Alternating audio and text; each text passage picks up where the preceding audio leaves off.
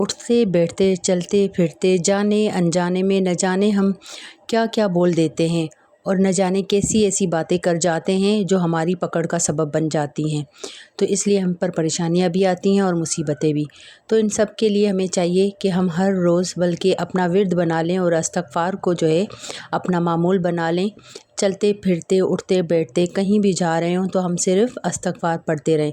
اس سے کیا ہوگا کہ جو بھی ہم سے دانستہ طور پر یا نادانستگی میں جو بھی ہم نے کچھ ایسے الفاظ کہے ہوں گے جو کہ ہمیں نہیں کہنے چاہیے تھے، یا ہمارے نعوذ باللہ کچھ ایسے کلمات ہم کہے جاتے ہیں مذاق میں، تو وہ بھی ہمیں نہیں کہنے چاہیے۔ تو اس پر جو ہے ہماری پکڑ جو ہے ہو جاتی ہے، تو اس سے ہمیں مغفرت مل جاتی ہے۔ اور استغفار کی بہت بڑی فضیلت ہے، اور ظاہر ہے ہم انسان ہیں، ہم سے بہت سارے ایسے گناہ سرزد ہو جاتے ہیں جن کی معافی جو ہے وہ ہمیں پتہ بھی نہیں ہوتا کہ ہمیں ان کی معافی مانگنی چاہیے۔ تو جب ہم استغفار کرتے ہیں، اس کا ذکر کرتے استغفار پڑھتے رہتے ہیں، تو ان تمام گناہوں سے ہماری مغفرت ہو جاتی ہے اور ہماری زندگی میں ایک سکون اور ایک اطمینان آ جاتا ہے، کیونکہ استغفار جو ہے وہ ہماری دعاؤں کو قبولیت بخشتا ہے، ہمارے گناہوں کو معاف کرتا ہے، اور اس سے ہماری زندگی میں بہت زیادہ سکون آ جاتا ہے۔ اور جو بھی آپ چاہتے ہیں، اگر ہماری دعائیں قبول نہیں ہوتی تو ہماری دعاؤں کو قبول کرنے کا سبب بھی استغفار بن جاتا ہے، کیونکہ استغفار جو ہے وہ بہترین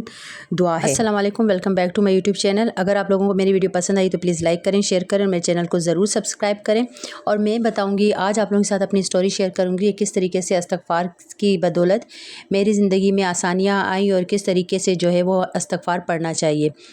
استغفار جو ہے پڑھنے کی بہت ساری استغفار کی اس طریقے سے دعائیں ہیں۔ اگر آپ چاہیں تو صرف استغفار کے بجائے کچھ لوگ استغفار بھی پڑھتے ہیں، لیکن استغفار کے بجائے اب استغفر اللہ پڑھیں، تاکہ اللہ تعالیٰ سے استغفار کی جو ہے وہ گناہوں کی بخشش کی ہم دعا مانگیں کہ اے اللہ ہمارے گناہوں کو بخش دے، ہماری مغفرت فرما دے۔ اور اسی طرح جو سید الاستغفار استغفر اللہ ربی من کل ذنب واتوب الیہ، اور اس کا ورد جو ہے زیادہ کرنا چاہیے، کیونکہ ہمیں پتہ نہیں ہوتا کہ ہم کیا کیے جاتے ہیں، کون سے ایسے گناہ ہم سے سرزد ہو جاتے ہیں، کون سی ایسی غلطیاں ہو جاتی ہیں جو ہماری دعاؤں کے قبول ہونے میں جو ہے رکاوٹ بن جاتی ہیں۔ اگر ہماری دعائیں قبول نہیں ہو رہی، ہماری زندگی میں بے سکونی آ جاتی ہے، رزق کی تنگی آ جاتی ہے، کوئی پریشانی آ جاتی ہے، تو وہ بھی ہمارے اپنے اعمال ہوتے ہیں جن کی وجہ سے جو ہے وہ ہم مشکل کا شکار ہوتے ہیں۔ تو جب ہم استغفار کرتے ہیں، اللہ سے دعا مانگتے ہیں، تو یہ سارے جو راستے ہیں ہمارے کھل جاتے ہیں اور اللہ تعالیٰ جو ہے وہ ہماری زندگی میں سکون بھر دیتا ہے۔ استغفار کی بہت بڑی فضیلت ہے، ہمیں بالکل بھی اس کا اندازہ نہیں کہ اس کے کتنے فائدے ہیں۔ اگر ہم اس کو ڈیپلی دیکھیں تو ہماری زندگی میں ایک سکون آ جاتا ہے استغفار کرنے سے۔ جب ہم استغفار کا ذکر کرتے ہیں، ورد کرتے ہیں، بس اس کو معمول بنا لیں۔ ضرور نہیں کہ آپ دن میں ہر نماز کے بعد ایک تسبیح پڑھ لیں، یا پھر جب بھی اٹھتے بیٹھتے آپ ایک ٹیلی کاؤنٹر لے لیں اور اس میں جو ہے استغفار پڑھتے رہیں جب بھی آپ کو موقع ملتا ہے۔ ویسے بھی ہم پتہ نہیں کیا کیا اوور تھنکنگ کر رہے ہوتے ہیں، تو اس سے بہتر ہے کہ ہم اپنے زبان پہ جو ہے اس کا ذکر کر لیں، اس کا استغفر اللہ پڑھیں، جو بھی آپ کو آسان لگتا ہے، استغفر اللہ ربی من کل ذنب واتوب الیہ، یہ پڑھیں، کیونکہ استغفار سے اللہ کی رحمت نازل ہوتی ہے۔ جب اللہ کی رحمت کے سائے میں ہم آ جاتے ہیں تو ظاہر ہے ہمارے سارے کام جو ہے وہ اچھے سے ہو جاتے ہیں۔ استغفار سے اللہ کی محبت نصیب ہوتی ہے اور ہم گناہوں سے دور رہتے ہیں، ہمارا نماز پڑھنے کو، قرآن پڑھنے کو دل چاہتا ہے، اور ہمارے گناہوں کی مغفرت بھی استغفار سے ہو جاتی ہے۔ دل پہ جو ایک پردہ لگا ہوتا ہے زنگ کا، تو وہ بھی استغفار کی بدولت ہٹ جاتا ہے۔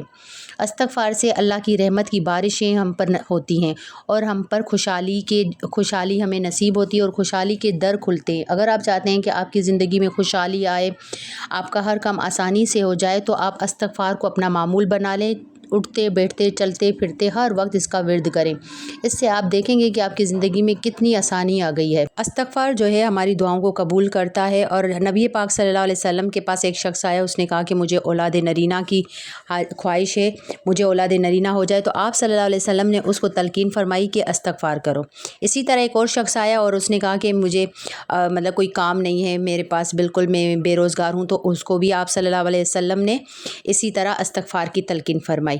اور اسی طرح تیسرا شخص آیا اور اس نے کہا کہ میرے رزق میں برکت نہیں ہے، میری جو آمدنی ہے وہ پوری نہیں ہوتی، تو اس کو بھی آپ صلی اللہ علیہ وسلم نے اسی طرح جو ہے وہ کہا کہ اب تم جو ہے استغفار کا ذکر کرتے رہو۔ تو یہ تمام ماجرا جو ہے صحابہ کرام دیکھ رہے تھے۔ تمام صحابہ نے عرض کیا یا رسول اللہ آپ نے ہر شخص کو الگ دعا کے بجائے ایک ہی دعا کیوں فرمائی؟ تو آپ صلی اللہ علیہ وسلم نے فرمایا کہ استغفار جو ہے وہ ایک بہترین دعا ہے۔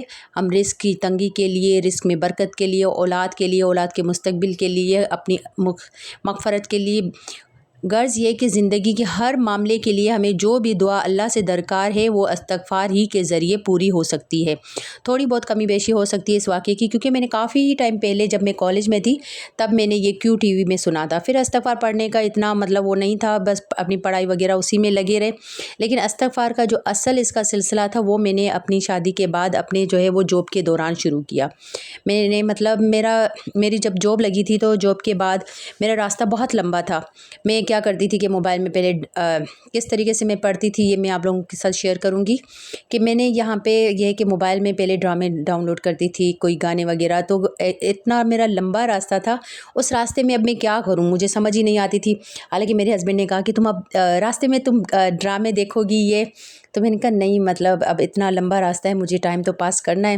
ہینڈ فری لگا کے میں ڈرامے دیکھتی تھی۔ اب بندہ کتنا ڈرامے دیکھے، لیکن ڈرامے اور گانے سننے کے بعد بھی میرے دل میں ایک اطمینان نہیں رہتا تھا، بالکل بے سکونی سی رہتی تھی کہ اب میں کیا کروں۔ میں شروع میں تلاوت کرتی تھی، پنج سورہ پڑھ لیتی تھی یا کوئی پارہ پڑھنا ہوتا تھا وہ پڑھ لیتی تھی، لیکن اس کے بعد جو ہے پھر میں ڈرامے وغیرہ دیکھتی تھی کہ میرا جو ہے ٹائم پاس ہو جائے۔ بہت لمبا میرا راستہ تھا کہ آسانی سے میرا راستہ جو ہے کٹ جائے، اور ہینڈ فری لگا کے اب یا تو کبھی سو جاتی تھی۔ بہت لمبا راستہ تھا میرا، میں مطلب 3 سے 4 گھنٹے۔ پھر اس کے بعد میرا دل مطمئن نہیں تھا کہ میں کس طریقے سے ڈرامے وغیرہ دیکھ رہی ہوں، مجھے اچھا بھی نہیں لگتا تھا کہ یہ اتنا سارا راستہ جو ہے میں ڈرامے فلمیں وغیرہ اس طریقے سے اپنا ضائع کر رہی ہوں۔ پھر بس ایک بار میں نے ٹیلی کاؤنٹر شاید گھر میں پڑا تھا، وہ میں نے لے لیا۔ تسبیح کیونکہ مجھے سنبھالی نہیں جاتی تھی، تسبیح میں یاد بھی نہیں رہتا۔ ٹیلی کاؤنٹر یہ کہ آپ کو پہنا ہوا ہے، آپ کو یاد رہتا ہے کہ آپ جو ہے آپ نے کچھ پڑھنا ہے۔ میں تعداد پہ مطلب فوکس نہیں کرتی تھی، بس جو ہے میں صرف پڑھتی رہتی تھی۔ پھر اس طریقے سے میں نے وہاں سے پڑھنا شروع کیا۔ وہ میرا لمبا راستہ تھا، تو یہ بس میں نے استغفار میں نے شروع میں مطلب بہت ساری دعائیں پڑھیں۔ کبھی میں پہلا کلمہ پڑھتی تھی، کبھی میں دوسری دعائیں پڑھتی تھی، لیکن اصل جو ہے وہ پھر میں استغفار پہ میری زبان جو ہے مطلب وہیں پہ شاید رک گئی، اور میں پڑھتی گئی اور پھر بس یہاں ہی سے میرا سلسلہ شروع ہوا، اور اب آج تک جو ہے میں استغفار پڑھ رہی ہوں۔ لیکن بیچ میں ایسا بھی ہوا تھا کہ یہ مجھ سے چھوٹ گیا تھا، کیونکہ پھر ہم مذاق میں ہم ایسی بات کر جاتے ہیں نعوذ باللہ جو ہمیں نہیں کرنی چاہیے۔ تو ہم جب سسٹرز وغیرہ سب بیٹھے تھے ایسے ہی باتیں کر رہے تھے، تو میں نے کہا کہ میں نے جتنے گناہ نہیں کیے اتنا میں نے استغفار کیا ہے، نعوذ باللہ مجھے نہیں کہنا چاہیے تھا۔ پھر یہ ہوا کہ اس کے بعد جو ہے وہ میری جو ٹیلی کاؤنٹر ہمیشہ میرے پاس رہتی تھی، بچے بھی تھے لیکن کبھی بچوں نے نہیں اٹھائی۔ اس وقت یہ ہوا کہ میرے بچوں نے جو ہے وہ ٹیلی کاؤنٹر گھما دیا، اور جب وہ میرا ٹیلی کاؤنٹر بچوں نے اٹھایا تو مطلب وہ توڑ دیا تھا، پہننے جیسا بالکل ہی نہیں تھا، بالکل اس کو خراب کر دیا۔ پھر میں نے کہا چلو صحیح ہے، کوئی بات نہیں، میں دوسرا لے لوں گی۔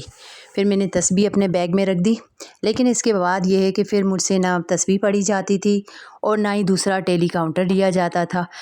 بالکل مطلب تقریباً 1.5 سال لگا مجھے دوبارہ سے جو ہے وہ ٹیلی کاؤنٹر لینے میں۔ اب اس بیچ میں کتنی مرتبہ بازار گئی، جو جاتا تھا اس کو بھی میں کہتی تھی کہ میرے لیے پلیز ایک ٹیلی کاؤنٹر لا دیں۔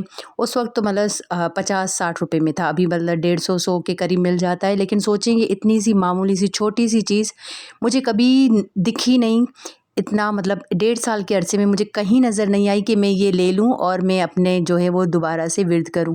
اب سوچیں یہ اتنا معمولی سا واقعہ ہے، لیکن اگر ہم اس کو ڈیپلی دیکھیں تو بہت ہی بڑی مطلب یہ بات ہے کہ میں نے صرف اس طریقے سے کہا اور مجھے اللہ تعالیٰ نے یہ توفیق چھین لی کہ مجھے استغفار کرنا ہے، کیونکہ پھر مجھے یاد نہیں رہتا تھا، باتوں میں دھیان لگ جاتا تھا دوستوں کے ساتھ، یا پھر بس میں جو گانے چلتے ہیں اس طرف یا کہیں اور۔